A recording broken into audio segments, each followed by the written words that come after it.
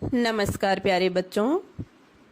आज हम हिंदी पाठ्य पुस्तक कक्षा 7वीं का पाठ 5 हार की जीत पढ़ेंगे। यह कहानी बाबा भारती और डाकू खड़ग सिंह की कहानी है। यह हृदय परिवर्तन की कहानी है। हार की जीत कहानी के लेखक माननीय सुदर्शन जी है। यह कहानी बहुत अच्छी है प्यारे बच्चों, आप सभी ने ध्यान से सुननी है। हाँ जी प्यारे बच्चों, हार की जीत कहानी माँ को अपने बेटे और किसान को अपने लहलहाते खेत देखकर जो आनंद आता है, वही आनंद बाबा भारती को अपना घोड़ा देखकर आता था। वह घोड़ा सुंदर तथा बलवान था। बाबा भारती उसे सुल्तान कहकर पुकारते, खुद दाना खिलाते और देख देख कर प्रसन्न होते थे। वे गांव से बाहर एक छोटे से मंदिर में रहते और भगवान का भजन करते थे। सुल्तान के बिना जीना उनके लिए बहुत ही कठिन था। खड़ग सिंह इस इलाके का प्रसिद्ध डाकू था। लोग उसका नाम सुनकर कांपते थे। धीरे धीरे सुल्तान की कीर्ति उसके कानों तक भी पहुंची। उसका मन उसे देखने के लिए अधीर हो उठा।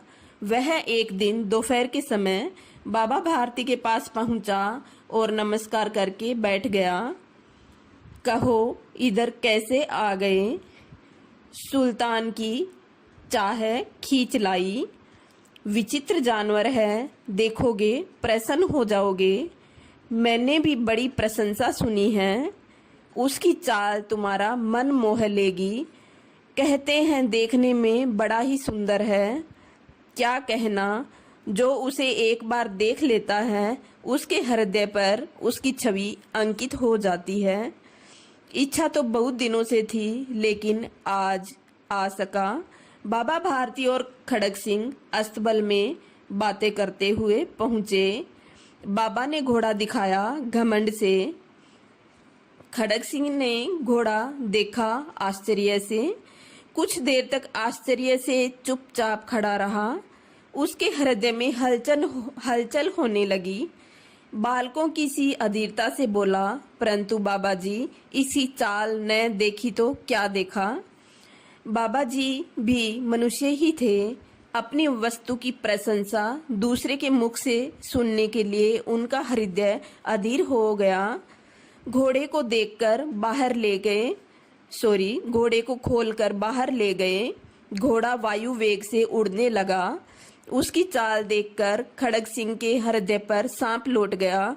वह डाकू था। जो वस्तु उसे पसंद आ जाए उस पर वह अपना अधिकार समझता था। जाते जाते उसने कहा, बाबा जी, यह घोड़ा आपके पास न रहने दूंगा।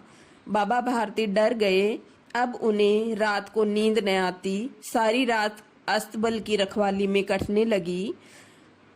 प्रति क्षण खड़ग सिंह का भय लगा रहता था, परंतु कई मास बीत गए और वह न आया। यहाँ तक कि बाबा भारती कुछ असावधान हो गए और इस भय को सौपन के भय की नाई मिथ्या समझने लगे। संध्या का समय था। बाबा भारती सुल्तान की पीठ पर सवार होकर घूमने जा रहे थे। सहसा एक आवाज आई, ओ बाबा, इस कंगले की सुनते जाना। आवाज में करुणा थी। बाबा ने घोड़े को रोक लिया। देखा एक अपाहिज वृक्ष की छाया में पड़ा करा रहा है। बोले, क्यों, तुम्हें क्या कष्ट है? अपाहिज ने हाथ जोड़कर कहा, बाबा, मैं दुखी हूँ, मुझ पर दया करो। रामावाला यहाँ से 3 मील है, मुझे वहाँ जाना है। घोड़े पर चढ़ा लो, परमात्मा भला करेगा। वहाँ तुम्हारा कौन है? दुर्गा दत्त वैद्य का नाम आपने सुना होगा। मैं उनका सौतेला भाई हूँ। बाबा भारती ने घोड़े से उतरकर अपाहिज को घोड़े पर सवार किया और स्वयं उसकी लगाम पकड़कर धीरे धीरे चलने लगे। सहसा उन्हें एक झटका सा लगा और लगाम उनके हाथ से छूट गई। उनके आश्चर्य का ठिकाना न रहा जब उन्होंने देखा कि अपाहिज घोड़े की पीठ पर तन कर बैठा है और घोड़े को दौड़ाए जा रहा है। वह खड़ग सिंह था। बाबा भारती कुछ देर तक चुप रहे और इसके पश्चात कुछ निश्चय करके पूरे बल से चिल्लाकर बोले, जरा ठहर जाओ। खड़ग सिंह ने आवाज सुनकर घोड़ा रोक लिया और उसकी गर्दन पर प्यार से हाथ फेरते हुए कहा, बाबा जी, यह घोड़ा अब न दूंगा, परंतु एक बात सुनते जाओ। खड़ग सिंह ठहर गया। बाबा भारती ने निकट जाकर उसकी ओर ऐसी आंखों से देखा जैसे बकरा कसाई की ओर देखता है और कहा, यह घोड़ा तुम्हारा हो चुका है।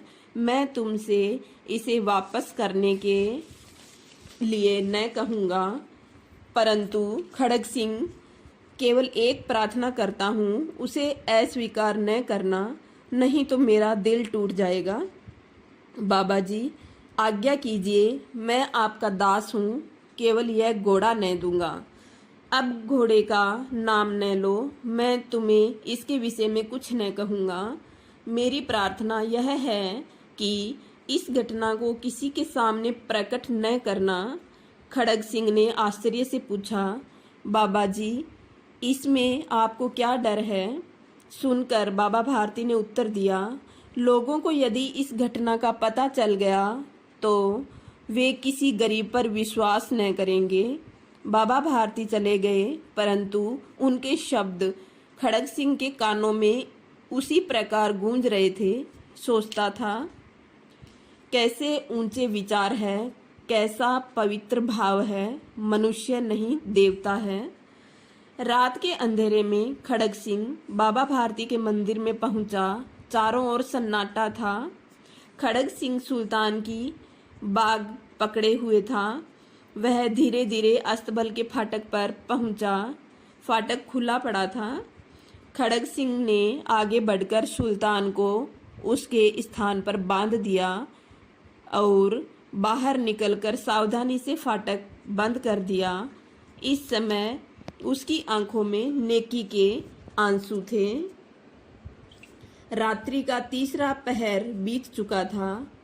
चारों पहर आरंभ होते ही बाबा भारती ने अपनी कुटिया से बाहर निकल ठंडे जल से स्नान किया। उसके पश्चात अस्तबल की ओर बढ़े, परंतु फाटक पर पहुंचकर उनको अपनी भूल प्रतीत हुई। घोड़े ने अपने स्वामी के पांव की चाप को पहचान लिया और जोर से हिनहिनाया। अब बाबा भारती आश्चर्य और प्रसन्नता से दौड़ते हुए अंदर घुसे और अपने घोड़े के गले से लिपटकर इस प्रकार रोने लगे, मानो कोई पिता बहुत दिन के बिछड़े हुए पुत्र से मिल रहा हो। बार बार उसकी पीठ पर हाथ फेरते, बार बार उसके मुंह पर थपकियां देते। फिर वे संतोष से बोले, अब कोई गरीबों की सहायता से मुंह नहीं मोड़ेगा। बाबा भारती के वचनों से प्रभावित होकर खड़ग सिंह का हृदय परिवर्तन हो गया और वह घोड़ा वापिस बाबा की कुटिया में छोड़ गया। प्यारे बच्चों, इस कहानी से हमें यह शिक्षा मिलती है कि हमें कभी किसी का बुरा नहीं करना चाहिए, हमेशा अच्छे और नेक काम करने चाहिए और दूसरों का परोपकार करना चाहिए।